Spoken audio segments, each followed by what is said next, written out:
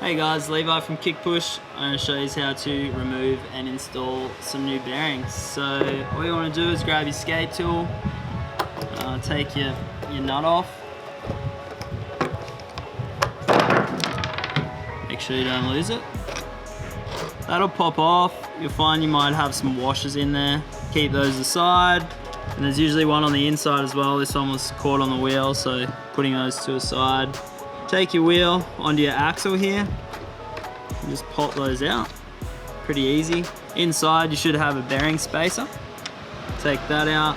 This side, the other bearing, pop that out as well. These ones are pretty easy. Sometimes they'll be a little bit harder, but don't be scared to get a bit of force to pop those out. So yeah, that's what it looks like, all taken apart. And now we're pretty much just gonna put it back together. So I always start with one side, pop that in. Sweet, looking good. And then I'm gonna put my bearing spacer in. Lots of people don't ride with these, but we find them really important. I've started using them in recent years and I found my bearings will actually last, double the amount of time just because it relieves the bearing of a bit of pressure with the axle. So they're super cheap, and I mean, rather than spending more money, you're sometimes better off just popping those in and making your bearings last longer. Chuck this one in.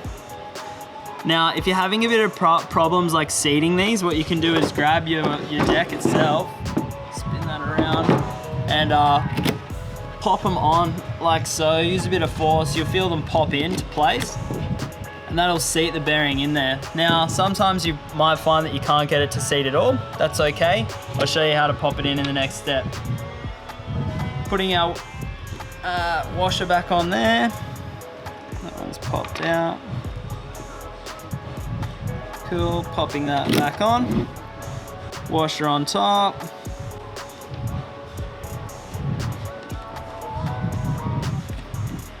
Do that up with your finger, grab your skate tool again, tighten that up. Now, what I was talking about where you might have a bit of problems getting it to seat, you can actually just crank this on kind of tight and you'll feel the bearing actually seat under the pressure of the bolt there. And then you just back it off a ½ an inch or so there. The perfect way to have your bearing on your wheel is to have just the slightest bit of play between the bearing and the nut on here. So that's pretty good there, and you should be able to get your wheel to spin freely there. And that's the way that you take bearings off and put them back on again. Thanks.